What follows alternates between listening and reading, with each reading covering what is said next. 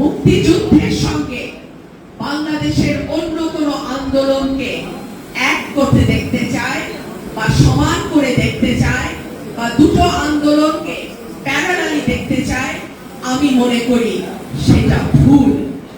বাংলাদেশে মুক্তিযুদ্ধের মাধ্যমে একটা স্বাধীন সার্বভৌম রাষ্ট্রের জন্ম হয়েছে।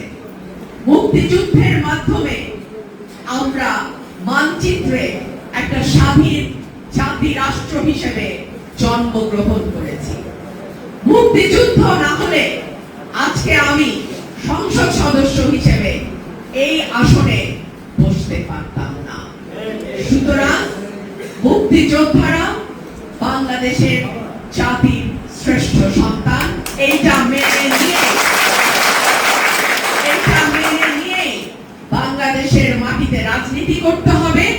এইটা মেনে নিয়ে বাংলাদেশের মাটিতে নিজের অধিকারের আদায়ের দাবি তুলতে হবে।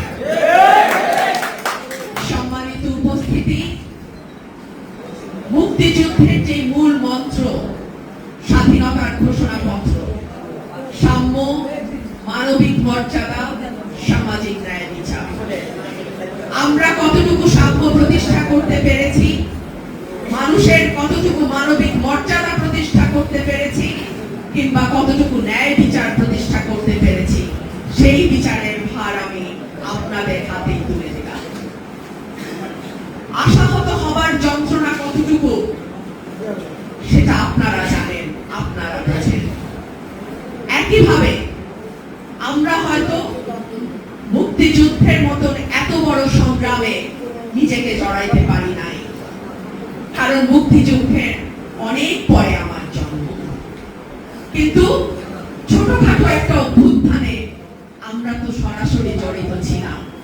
তারপরে যখন যেই বাংলাদেশের স্বপ্ন নিয়ে 15-16 বছর লড়াই করেছি, সেই বাংলাদেশে যখন মুক্তিযোদ্ধাদের অপমানিত হতে দেখি, সেই বাংলাদেশে যখন মুক্তিযুদ্ধকে নিয়ে কটূক্তি হতে দেখি, সেই বাংলাদেশে যখন মব কালচারের নামে অদ্ভুত সব ঘটনা ঘটতে দেখি, সেই বাংলাদেশে যখন মুক্তিযোদ্ধাদের গলায় জুতার মালা পরাতে দেখি, সেই বাংলাদেশে যখন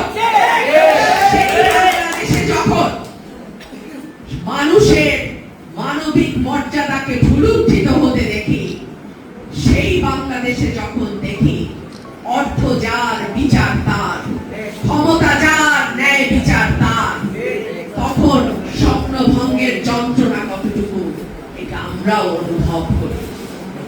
আপনাদের কাছে আমার বিনীত অনুরোধ থাকবে, আপনাদের বয়স হয়েছে, অনেকেই হয়তো শারীরিকভাবে অসুস্থ, কিন্তু আপনাদের যে স্পিরিট, আপনাদের যে সাহস, আপনাদের যে দেশপ্রেম, সেটা নিয়ে এখনো কিন্তু বাংলাদেশের পক্ষে, বাংলাদেশের মানুষের পক্ষে আপনাদেরকে আবারও দাঁড়াতে হবে।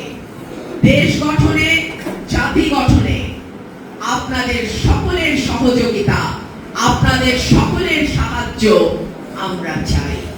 আপনারা জাতির সূর্য সন্তান, এবং আগামীতেও বাংলাদেশটা যাতে ভুল পথে না যায়, সেই জন্য দিক নির্দেশনা দেওয়ার দায়িত্ব কিন্তু আপনাদের।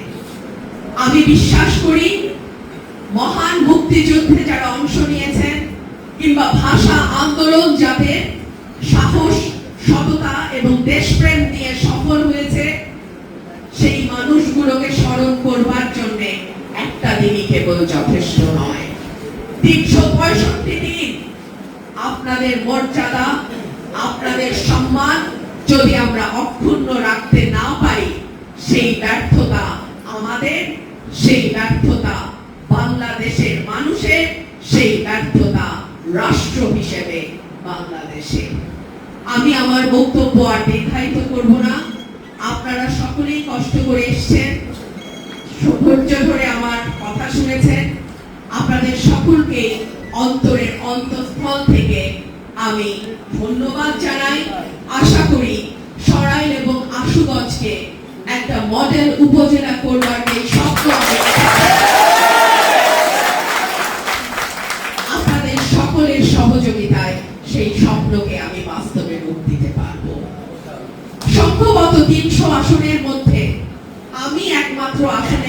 সংসদ সদস্য যার সেই অর্থে কোনো আত্মীয় স্বজন বন্ধু পরিজনের লম্বা লাইন নাই। সুতরাং আমি যদি আপনাদের জন্য, আপনাদের এলাকার জন্য, এই এলাকার মানুষের জন্য কাজ করতে না পারি, তাহলে তার চেয়ে দুঃখজনক ঘটনা আর কিচ্ছু হবে না। আপনারা সকলেই ভালো থাকবেন। আপনাদের সকলের প্রতি আমি আবারও জানাই আমার সশ্রদ্ধ সালাম এবং শ্রদ্ধা। ধন্যবাদ। ধন্যবাদ আপনার দুই মহোদয়কে চমৎকার এবং সুন্দর আমাদের জন্য বক্তব্য প্রদান করেছেন। অনুরোধ করছি আজকের অনুষ্ঠানের সম্মানিত সভাপতি, জাতির জন্ম না হলে বাংলাদেশের জন্ম হতো না। যারা মুক্তিযুদ্ধে ত্যাগ স্বীকার না করলে আজকে আমরা এই জায়গায় এসে দাঁড়াতে পারতাম না।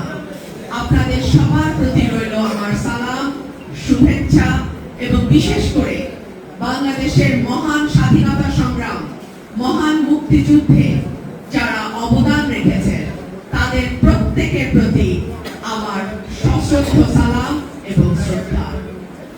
সম্মানিত অতিথিবৃন্দ, মহান মুক্তিযুদ্ধ গণমানুষের যুদ্ধ ছিল। মহান মুক্তিযুদ্ধ বাংলাদেশের সাধারণ মানুষের মুক্তির সংগ্রাম ছিল।